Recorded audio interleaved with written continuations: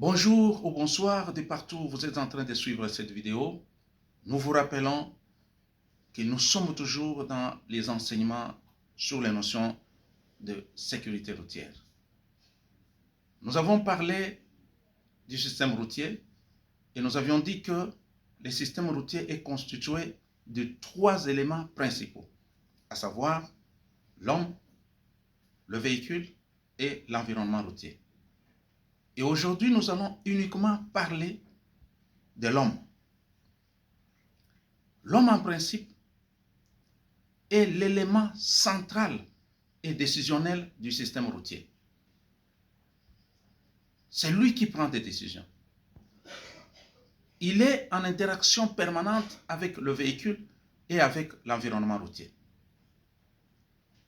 Si nous devons parler de l'homme, nous devons savoir qu'il y a 3 sortes d'hommes ou 3 sortes d'usagers de la route dans les systèmes.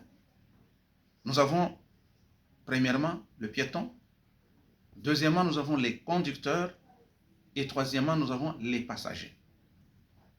Tous, ils ont un rôle. Et le rôle de l'homme dans les systèmes routiers est de, premièrement, observer et analyser la situation routière. Deuxièmement, prendre des décisions qui sont en principe réfléchies et adaptées. Troisièmement, interpréter la route et les actes légaux et réglementaires. Les actes légaux et réglementaires. C'est l'homme qui doit interpréter ça. Quatrièmement, il doit adapter son comportement à l'environnement routier et selon le véhicule. Nous sommes en train de parler du comportement, notons qu'à plus de 80%, l'insécurité routière est attribuée au comportement humain. C'est pourquoi nous allons maintenant là voir d'abord les facteurs qui peuvent influencer le comportement humain dans les systèmes routiers. Nous avons premièrement l'état psychologique de l'homme. Là, nous voyons les stress, les émotions, la colère, ainsi de suite. Deuxièmement, nous avons l'état physique de l'homme.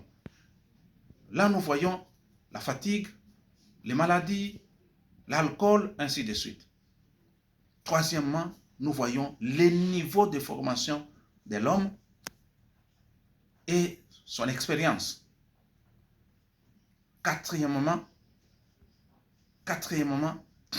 nous voyons le respect et le non-respect, n'est-ce pas, des lois, des actes légaux et réglementaires tels que les codes de la route, les arrêtés ministériels.